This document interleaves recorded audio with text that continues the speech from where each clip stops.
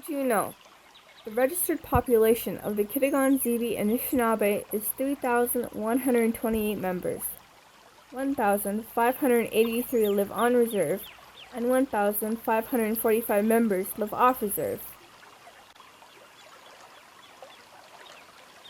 Did you know that the reserve territory covers 18,437 hectares and is the largest of 10 Algonquin communities, both in territory and population?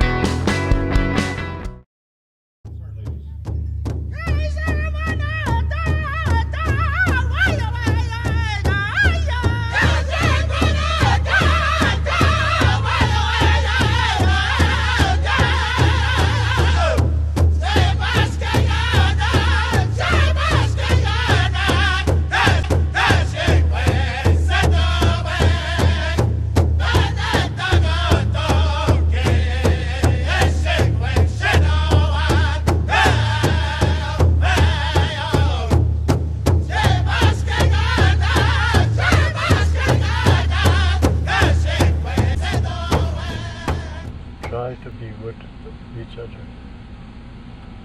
You see anyone hungry, do your best to feed them. Try to not to hate each other. He said, the reason I'm telling you this, because what you do to people if you're bad, these things come back at you. It might take years, or it could be your grandchildren. Nobody knows when. Remember that Columbus, he came with one ship and he was given a tier of pure gold. Indians made it for him while he was there, and he went home with that. 1493, he met Pope Alexander and he showed him his gold. The Pope asked if we were Christians. Columbus said, I don't think so. They're very friendly people. All at once, he says, 17 ships came over, and just by seeing an Indian, he shot him down without a word. It was a woman carrying a baby. She was shot down and shot the baby with it.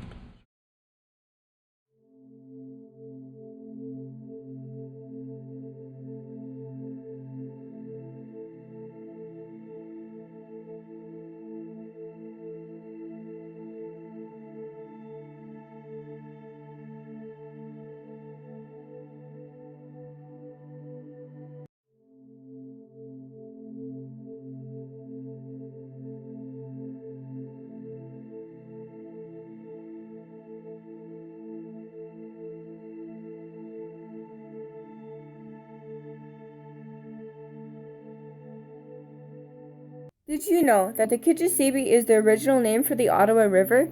It's true. Kitigan means Great River in Algonquin, the traditional river of the Algonquin people long before the Europeans arrived. The river played a vital role in the life of the Anishinabeg people. who lives throughout its watershed at contact. In the late 18th century, the seigneurial system was the root cause of the difficulties that began at Oka. New France supported imperialism through the seigneurial system based on the European feudalist system. In Oka, the Sulpicians were the seigneurs, owners of the land. To meet their demand of harvesting crops, the Sulpicians attracted French settlers from Montreal to farm in Oka. The seigneurial system gave a lord, military officer, or religious organization privilege to own areas of farmland and control over farmers. In 1784, they were officially recognized as the owners by the Seminary of Saint Sulpice, headquarters in Paris. The Mohawks who resided permanently in Oka disputed against the Sulpicians because the Mohawks were led to believe that the Sulpicians were the only trustees. Most of the Algonquins associated with Oka only during the summer months to catch walleye to prepare for the harsh winter. They returned every summer to trade at the Hudson Bay Post and gather supplies before returning to their winter territories. The Algonquin and Mohawk communities at Oka occupied the waterfront along the western shoreline of Lake of Two Mountains. The Sulpicians wanted the waterfront as its base in the seigneurial system for the French farmers. Most Algonquins left for Maniwaki in 1853 to avoid conflict with the Mohawks and French. The Algonquins who chose to remain at Oka were, along with the Mohawks, eventually displaced from their cabins along the waterfront to make room for the French farmers. Around 1830, a few Algonquin families whose hunting territories resided within the Desert River and the Gatineau River began to clear lots of land to settle on. As previously mentioned, conflicts that occurred in Oka led some families northward. One of these men, whose family's hunting territory lay within Kitigan Zibi, was Luke Antoine Paganawatic. Shortly after, in 1832, the Hudson's Bay Company followed them and established a trading post at the mouth of this river. Chief Paganawatic, along with other leaders, journeyed by canoe on 3 separate occasions to Upper Canada and negotiated the terms for the setting aside of reserve land. On February 23, 1847, Paganawatic sent a petition to the Department of Indian Affairs demanding 15 square kilometers to the Governor-General, Lord Elgin, which he denied. On the 10th of October, 1848, he received support from Father Thomas Clement and Bishop Bruno Giga of Bytown. Paganawatic delivered his original request in 1845 to Lord Elgin the second time. Finally, because Paganawatic had the bishop's support, Lord Elgin was forced to listen for the third time.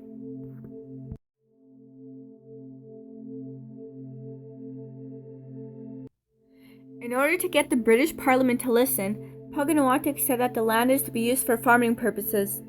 Bishop Geek said that he would support the Algonquins in return for 600 acres reserved for the Oblates. The title and rights for the 60,000 acres was placed under the authority of the Catholic Church. In February 1849, Bishop Geek presented to Lord Elgin another request on behalf of Paganawatic and the Algonquins to be granted land at Desert River. 60 Algonquins, including Paganawatic, signed their names onto the birchbark scroll. This demand was supported by Father Clement and delivered to Indian Affairs on August 5, 1849. 2 days later, the Commissioner Boulitier of Crown Lands for Indian Affairs got an order in council to reserve land at the Desert and Gatineau rivers for the Algonquins. On August 9, 1853, River Desert Reserve No. 18 was established, also known as the Kitigan Zibi Anishinabeg, the people of Garden River.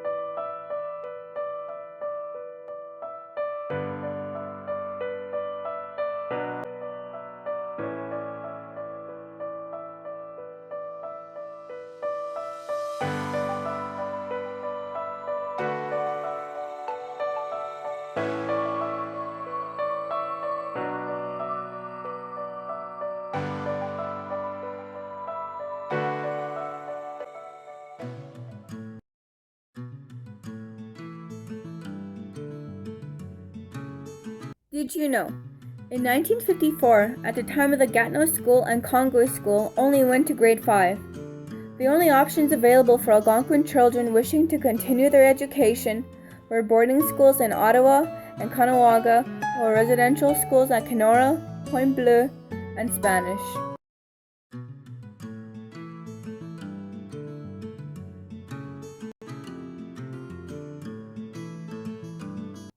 Sam Cody applied for funding that Indian Affairs was just beginning to make available for Aboriginal entrepreneurs to open small businesses. Sam received funding and opened the Shell gas station on Ottawa Road. Sam made a proposal on the reserve's first school bus service. He was approved the contract and sold his heavy equipment to purchase the first school bus on the reserve. In September of 1954, Sam began the reserve's first school run. The first Algonquin students to attend secondary school in Maniwaki were Jehovah's Witnesses that attended boarding school in Ottawa. Sam picked up students along Ottawa and Puckenock roads and drove them to a small, 2-story schoolhouse on Hill Street. In 1955, the schoolhouse on Hill Street was replaced with the present Protestant school, also known as St. Patrick's.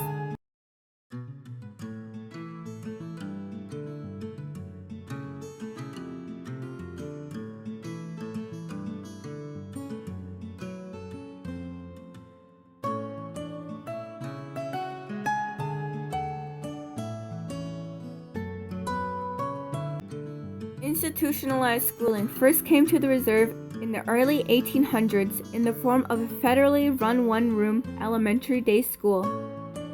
Many children from the community attended this school, while others were sent to residential schools throughout the provinces of Quebec and Ontario. Some students continued into secondary level schooling at an English high school in Maniwaki. In the early 1970s, a local movement developed to demand First Nations control of First Nations education on the reserve. This resulted in the establishment of the Kitigan Zibi Education Council, associated with the Band Council in 1978, followed by the construction of a school in 1979. Kitigan Zibi Kikinamanan was the first on-reserve school in Canada to be built and controlled by the community, with administrative positions such as the Director of Education and Principal held by a qualified First Nations community member. Kitigan Zibi Kikinamanan opened in 1980 as an elementary school with 125 students enrolled in that first year. Further grades were added annually, so by 1985, the program extended to grade 11. The majority of teachers at the school were non-First Nations, with many Algonquin community members working as classroom assistants. Today, the Kitigan Zibi School is a community-controlled school for community members and members from Barrier Lake. Levels of education consist of junior kindergarten to grade 11. The school offers its own diploma. It is equivalent to the Quebec diploma and has specific agreements with post-secondary institutions in Ottawa, Gatineau, Montreal, and Toronto. Other educational sites in Kitigan Zibi include Puckenowatik Kikinamadanon Kindergarten, Head Start Daycare, and the Mokasage Algonquin Language Half-Day Immersion Program.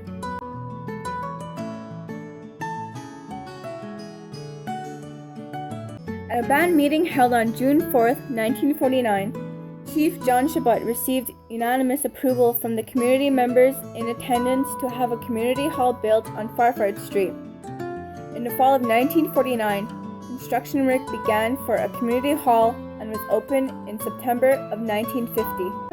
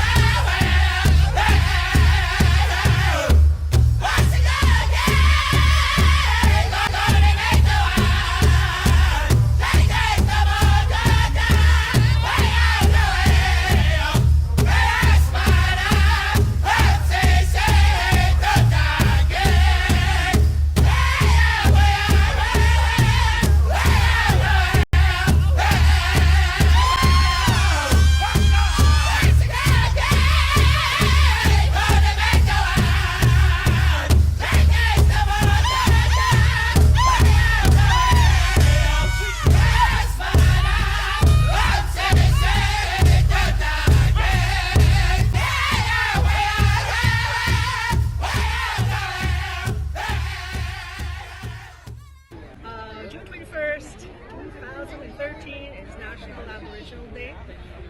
Anishinabeg. It's Lake. The reason I am here today at Lac Limi is to support the young people from Kitigan Zibi and Warrior Lake who are here to bring awareness to the public about the need to protect our waters. In today's time when our federal legislation is being watered down, we need everybody to come together more than ever to stand up for your water, for your rivers. So thank you, everybody. We must remember our ancestors who fought and died for us, who are all continue to be buried here, who were born here, that we continue to occupy this land. It's wonderful to show a sign of solidarity, not just with First Nations, but solidarity with everybody who cares about these things. And we need to speak about the water, that it's not only about First Nations people, it's about all of us to protect and take care of it. And we won't be able to do it unless we rally like we did today, where we linked hands and found friendship, found laughter, and found that we can indeed work together and demonstrate to governments, that we are unified and will continue to be, and all of our partners that have come. Thank you. Kitigan Zibi. Each and every one of us has a responsibility to protect what we all rely on and what is our source of life.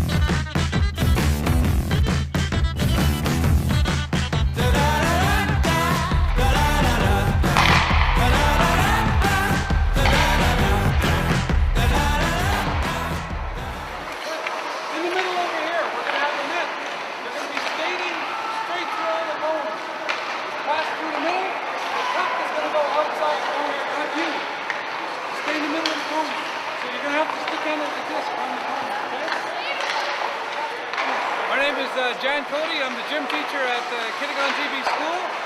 I've been teaching there for 13 years. Last year I decided to do a hockey camp like this, a one-day camp, and we're doing the same thing again this year. Well, right now we have about 27 or 28 kids on the ice right now with about 7 or 8 instructors. An hour before they get on the ice, you do a half-hour off-ice training upstairs. Okay, now, you want to do it from the athletic position, but I want you to be going fast enough that you're pushing it so that you're right at the edge where you're about to mess up the whole pattern. Okay, if you're going slow and you have no problem with the pattern, you're not attacking the nervous system enough. Okay, I want you to be pushing it so you feel like you're going to screw it all up. Okay, that's going to force your nerves to respond quicker.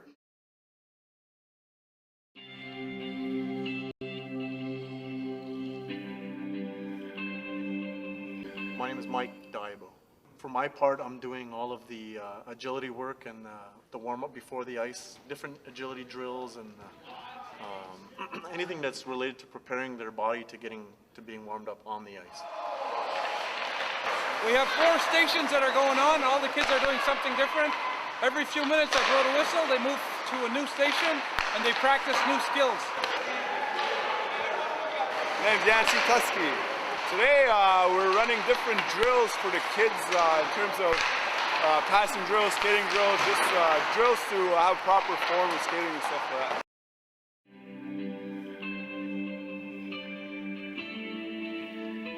Anything that's related to physical activity, I think is important for First Nations community across the board, considering the prevalence of diabetes and other such diseases related to the sedentary livelihood that's become, all too common. And I think a lot of the key to addressing that and dealing with it is related to sports and fun and being active. And anytime we can promote that and nurture the growth of that in any way, I think that we should do that. When you land way out here, I want you to stick it, hold that athletic position, and then take off again. Explode, stick it, and then take off again. Quebec on Farm and the KZ school sponsor it, and they pay for the ice. They give the kids Gatorade, they give them granola bars, stuff like that. The organization takes actually a couple of months because I have to organize the ice time. My instructors are ready, the plans are being made. I'm really impressed because everybody here today is doing it voluntarily. Nobody's being paid. The instructors all told me, next time you do one, phone me back, I want to help out. So we're getting a real good push from the community members, from members from Rapid Lake, everybody that's involved in hockey, they all want to help out.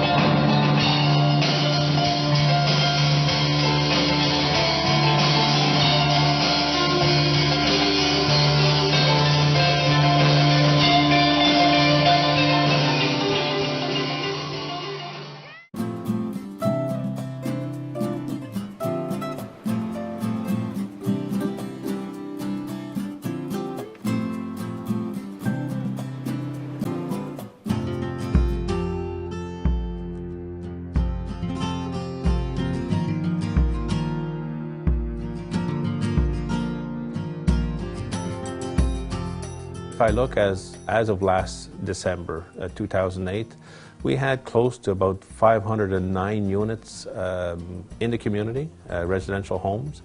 Of those, we had about 84% that were actually individually owned. I think the critical time for our community was in the late 70s when we were moving on a number of fronts, and housing was one of them. We had quickly realized that we needed to put in place a lot better housing than what had been available in the past.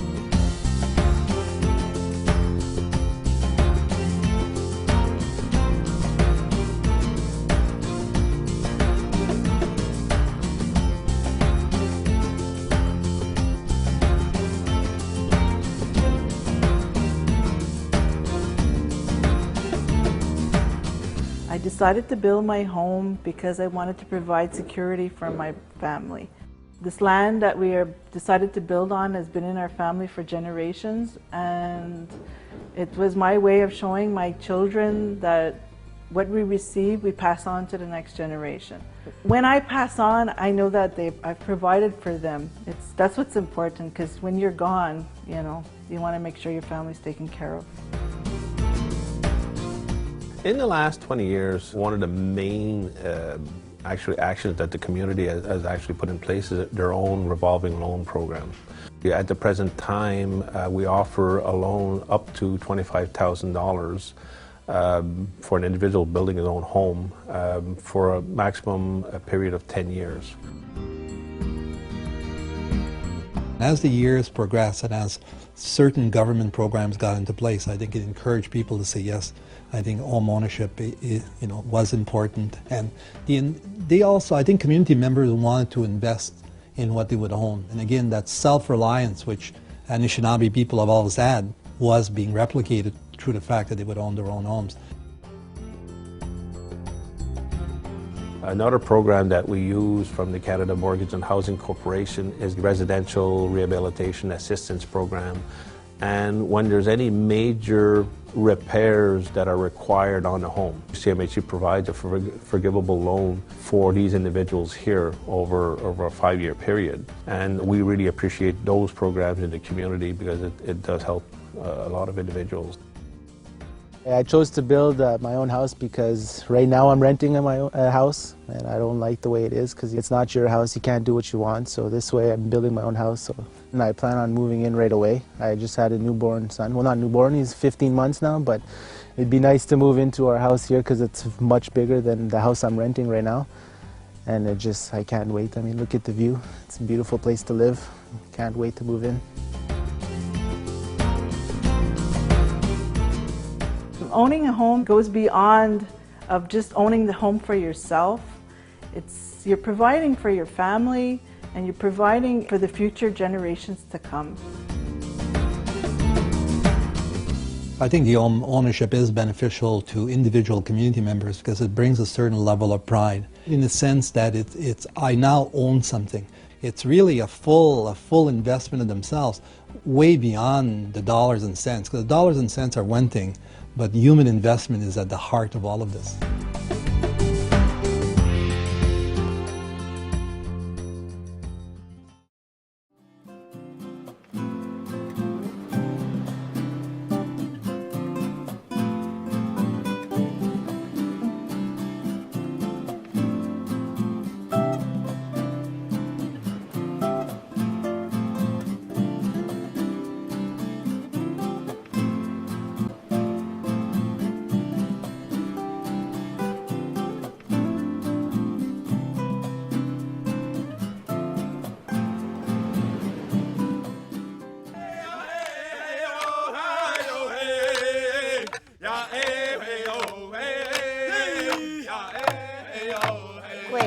Jonathan Asco na Dijinikas.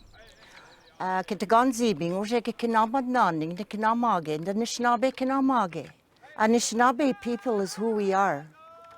Our language is one of the most important things that we respect in our community. It was given to us by the Creator, and for those of us that it was given to, we do our best to pass it on to our children, and I hope that in the future the children will then pass it on to themselves, so it will keep living and surviving. from now till eternity.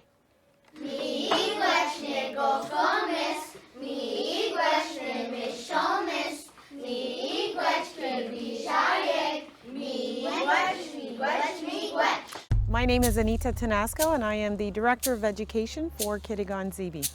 Within the Kitigan Zibi school system, we are attempting to serve our students and their families and our community in modern facilities by combining as well our traditional teachings and using the knowledge and wisdom of our elders and our community members. It's really blending the old with the new so that our students are confident in who they are as Anishinabeg people. We offer programs such as special education, technology, literacy, numeracy, obviously, physical activities, extracurricular activities, music, traditional teachings. We host a series of activities to help improve the learning and the development of our children here within Kitigan Zibi. Hi, my name is Daryl Tanasco and I'm the iSchool teacher here.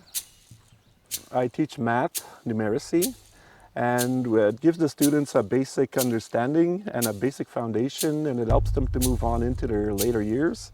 And hopefully it gives them a solid foundation so that they can continue their studies in math.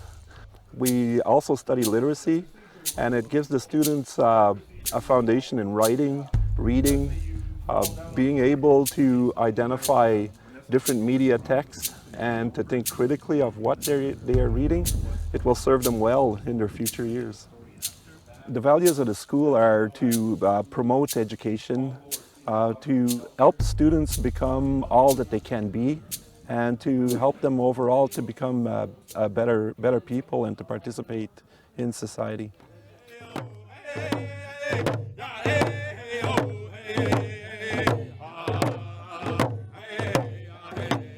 Misty Blue White Duck and Indigenous Cause. I am the 3rd grade teacher. The values of this school that we have been teaching since the beginning of the school year in all grade levels in elementary are based on the 7 grandfather teachings. Each teaching is significant in that it's developing the 4 aspects of the child, and so they are developing academically, socially, spiritually, and mentally.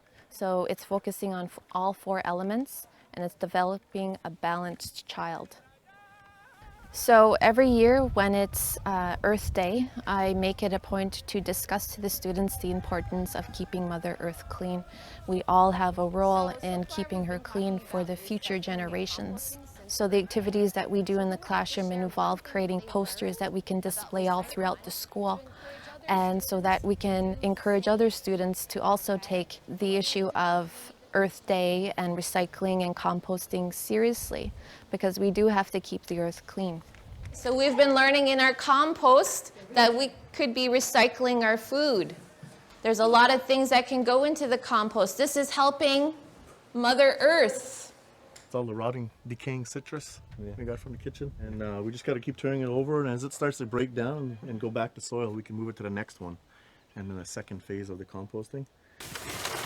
Some stuff that's in here mixed up, some greens and some of the browns with like the leaves and the clippings from the lawn mixed up with all of the fruit from the kitchen and the classrooms. We're just trying to make the world a better place.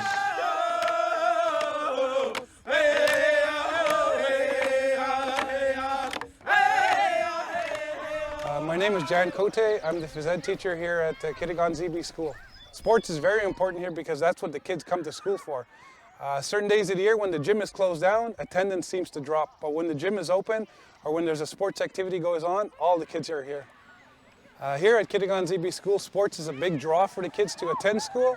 So as much as possible, we try to create activities to entice them to attend school. So right here we have a big game of Capture the Flag, but throughout the year we have different activities like a badminton tournament, we may have a volleyball tournament, cross-country races.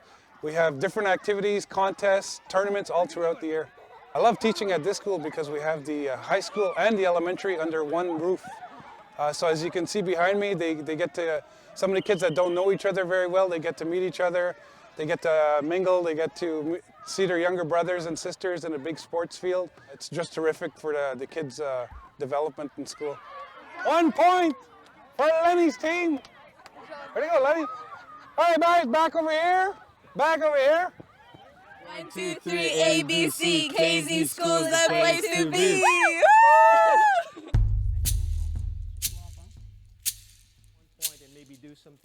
Hello, my name is David Gilbert. I'm the teacher of technology. We teach industry standard softwares and applications. We're a PC shop. We use office tools, desktop publishing, and we have a strong component with graphic design, animation, and 3D modeling.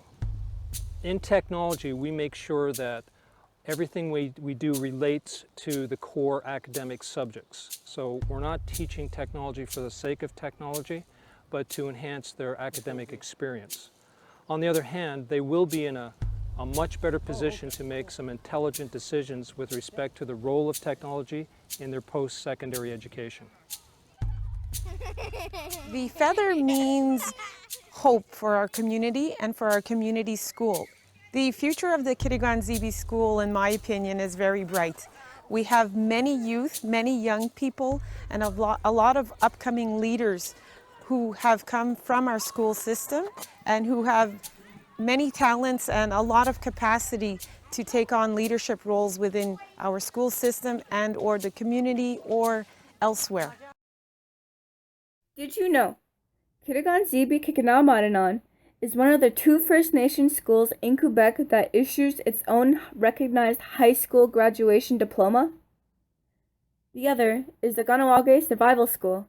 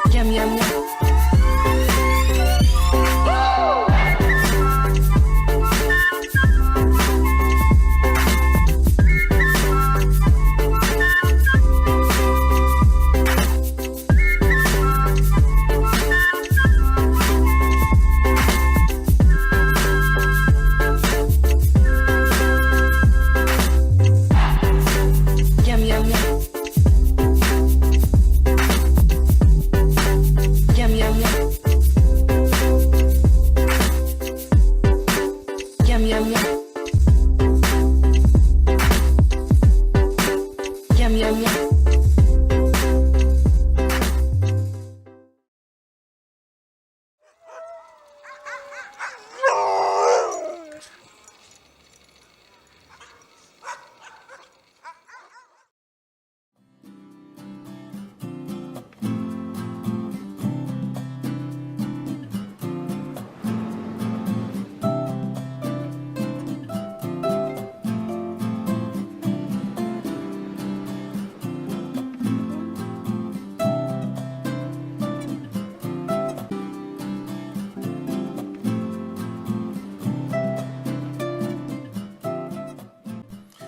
Jay Ojic Nindishnikas. Hi, my name is Jay Ojic. I'm the creator of Kagagi the Raven.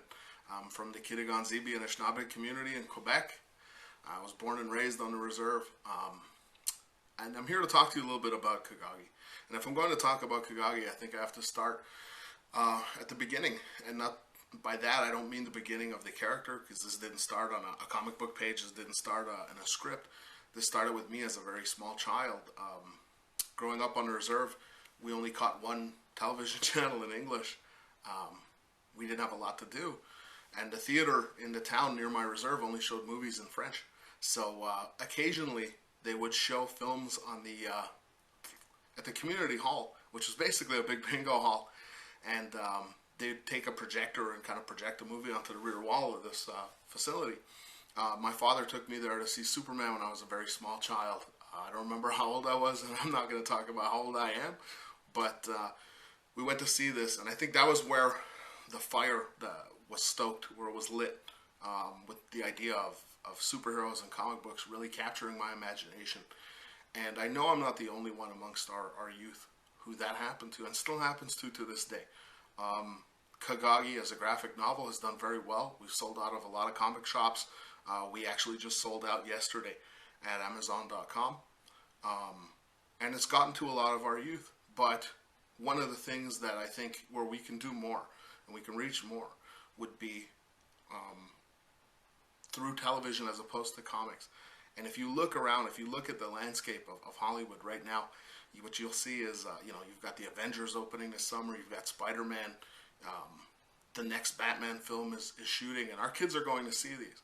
And if they're anything like me, then they're asking their parents the same question that they were asking when I was a kid reading comics, which is, why are there no characters like us? Why are there no superheroes like us? And that's why I created Kagagi. Kagagi is a character created by them, basically for them. And through this character who, again, like myself, and like I feel like a lot of youth who really have taken to this comic book character, Kagagi doesn't know much about his culture, doesn't know much about his heritage and his background.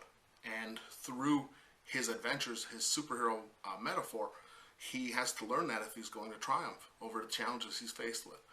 And I'm tremendously excited about the opportunity to bring something like that to APTN, to do essentially the first First Nation superhero on a national stage.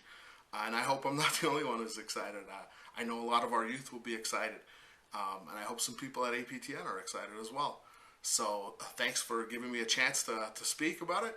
I hope you're excited too. Kichimigwech, thank you very much.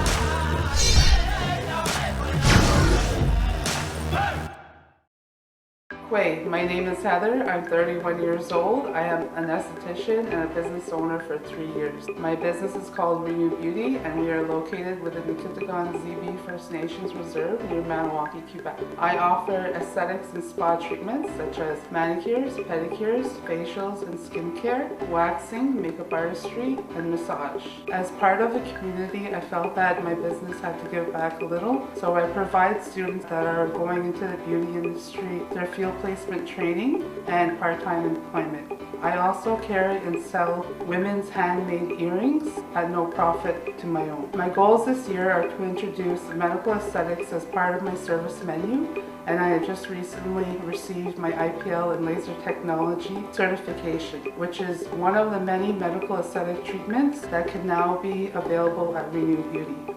Everyone can come to this one-stop oasis, treat themselves, take care of themselves, and look good doing it.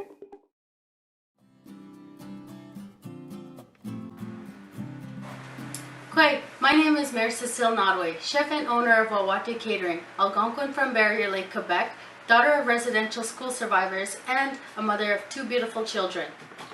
Wawate Catering offers traditional cuisine with a contemporary twist. We customize each client's menu according to seasonal items, taste, budget, and dietary needs. I also believe in giving back. I donate 5% of my earnings towards community events, and I've established an employment partnership with the Bequadin program for adults with barriers and high school alternative programs. I have been a representative of the Michael Jean Foundation Art Saves Lives national campaign.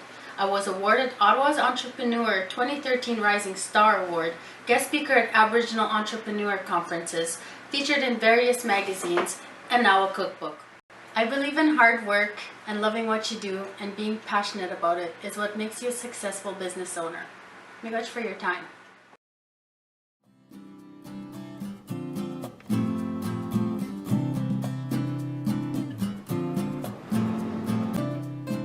Quay, penok na dizne kaz, Kitigan Zibi nin donjba.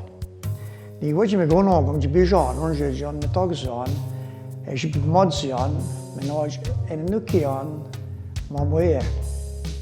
Kan good nen mishken, na waji han ya pichu zan ni me meuni ke mi spital zan.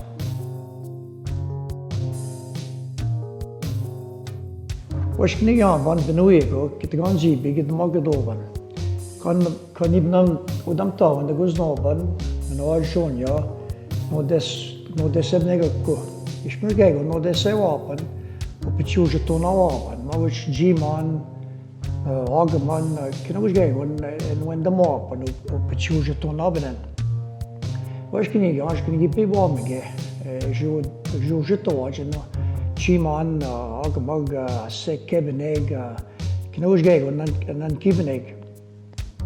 Ni vam da ego gae shi Jean open je moshke man ken en wenda man ju jeton en wenda man ba.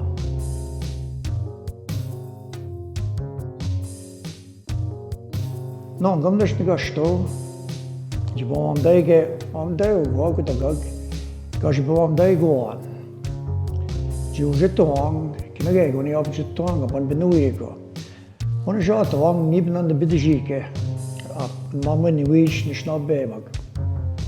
Te we gan do jana nig tiknagnan shimane san agamag. Ne wish ge gon e wa watch to watch. No de yo ge she mosh kin mo pan mit gum wan kin ge gon ge dobch to pan juj to watch na. No mish pichina na wan minne.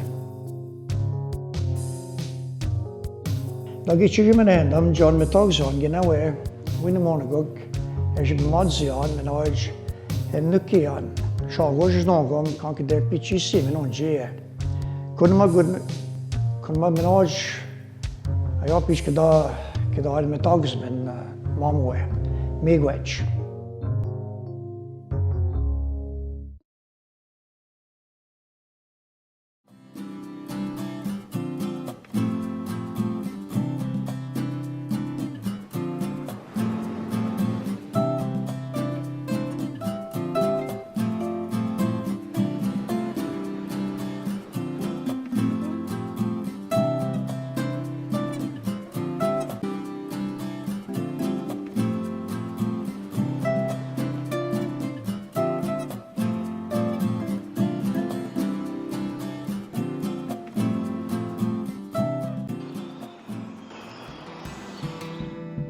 as we try to raise the profile and try to have clear regulations or laws in regards to all of this, and these decisions often, unfortunately or fortunately, are made by politicians who are truly ill-informed of the spiritual aspect, of the historical aspects of First Nations issues, certainly along the Ottawa River, who we were as Anishinaabe, as a nation, how we occupied the territory, how we continue to occupy the territory, on the fact that we're, unsurrendered, unceded, unconquered. We don't have a treaty, and that's hard to understand. Last night I was before the Senate Standing Committee on Aboriginal Affairs on the issue of banned elections and whatnot, and one senator asked me in regards, he said, "Are you treaty people?" I said, "I've explained, we're on surrender." He could not, for the likes of him, figure out that we didn't have a treaty. So he said, "You're on your own?" "No, well, not really, we're part of a nation." He couldn't grasp it, couldn't. And I was saying, these are the people that are, in the end, they speak in the Senate as being second sober thought, kind of after the House of Commons. But that's what we have to face with all of the other issues that we as First Nations meet. We can't take it all on. We don't have the resource. Governments know that. Canadian Heritage knows that. Museums are not idiots. They know our limitations. So that being said, though, I've tried to encourage museums to develop, certainly with the Algonquins, because the Canadian Museum of Civilization is right on ancestral Algonquin lands and right by the river, and it has all kinds of historical significance. But the museum officials have made no attempts to develop a kind of partnership with the Algonquin communities, because I ask, the Canadian Museum of Civilization, representing all of Canada, but sitting on traditional Algonquin land, go and have a visit. You tell me when you go to the Grand Hall what you're going to see. You're going to see West Coast. Why would there not be? Why should there not be? The Algonquin people on whose land the museum is situated. As First Nations, we don't sit on these boards. I mean, the chances of having an Algonquin, I know there's a few other First Nations people from out west, an Algonquin from this area on there is virtually remote. It's not impossible, but it's not happening. So we're not part of those circles of these elite people. So, and again, we have so many things on our plate. We address the Wuzzo Rock or the repatriation on a sometimes not a very timely kind of thing, but they're critical. It's a reclaiming of our spirit. All of these things of saying they need to be restored or repatriated, or we'll explain the artifacts that are found from our perspective, because even the archaeologists sometimes are trying to understand what they were for or the language behind it, and because they don't have the Algonquin language, they try to figure it out. We often bring things to our elders who use language, Algonquin language, in a way that just brings it into focus. But unfortunately, these experts do not often think that coming to our elders to get that knowledge is of any value. And not only that, when they do come, this is my take on it, they give little credit to this ancient knowledge that these elders have continued to pass on. And they then seek it and get it and become the experts, making it sound like they always had this knowledge. It came out of thin air. Our elders are often exploited that way, because our elders are most gentle and open and respectful. I'm less so, because I get angry at that, get very frustrated at it, but then they're open. I once asked some elders, used to meet them on a regular basis, and I would say, "You're never angry. I mean, you've had racism like I can't even imagine. You speak 3 languages, I don't. You have all of that. You've worked, and discrimination against you." And some elders just sat back, listened to my tirade, and they said, "Gilbert, if you're going to represent the community and if you're going to bring these issues forward, you cannot bring them forward with anger. Bring them forward forcefully, with conviction, but never with anger." I try to take that teaching. It's not an easy one. knowing what I see, knowing what I know, knowing what I've learned, and knowing that I am a descendant of a first peoples, indigenous people that walked this land. We never gave up the land. We have teachings and responsibilities that we must never forget to the best of our ability. We have our failings also that we must never forget. We have certain duties that when we're able to do them, we carry them out. Yep. And that's the story.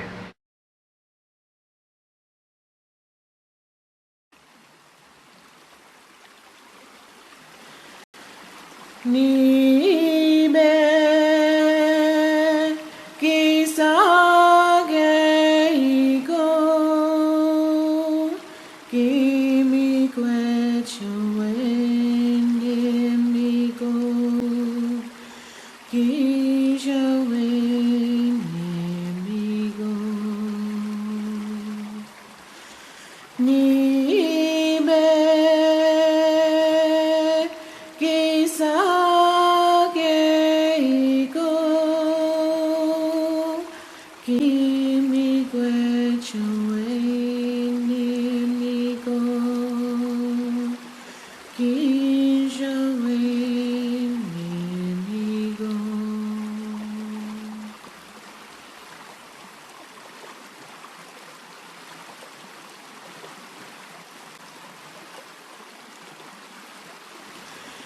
Nibe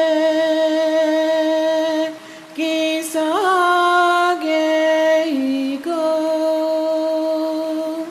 kimi kwechawen go kishawen go Nibe kisage go kimi kwechawen go kishawen go Teach them, our mothers, we cannot own her. How can you buy rain? He says. How can you buy the wind? All this. Maybe some of you will remember this. I was 5 years old.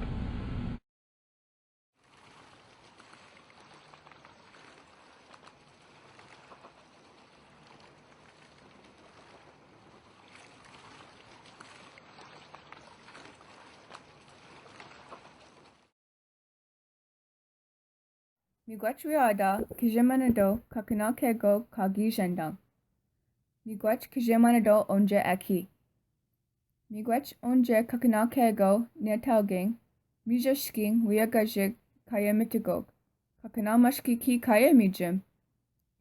Miigwech onje kakana oesizag. Kabamodejig kaneogadejig. Kabamisojig. Kayakabamadagejig. Mishkikiojig kayamajmeojig. Miigwech onje nabi, kaye kakana kaiton weshishing. Miigwech onje nasewin, kamijian, kijimino bamadazian. Miigwech onje ishkode, kamijian, kijimino wabachitoyan. Miigwech onje iyo kijig, kaye kakana ete kijigong. Kizis tibi kizis kaye anongashug. Miigwech onje nishomisug, nagokamisug, kakana nido demug. Mido koshin kijinabwakrayan. Vido Kao, Yakazajig, Shoan Nim, Nabojig, Ketamakazajig, Kayewa Wisanajig. Miigwech onjena Bamadazuin, Miya Kachimigwech. Let's thank the Creator for all His creations. Thank you, Creator, for creating the earth. Thank you for every living thing in it, the grass, the fruit-bearing bushes and trees, and for all the medicine and food. Thank you for all the animals, the ones that crawl, the four-legged creatures, the ones that fly, and the ones that live in the waters, the ones that are medicinal and the ones that are edible. Thank you for the water and everything in it that is so useful. Thank you for giving me the air I breathe so I can live a healthy life. Thank you for the fire you gave me for warmth and for the light.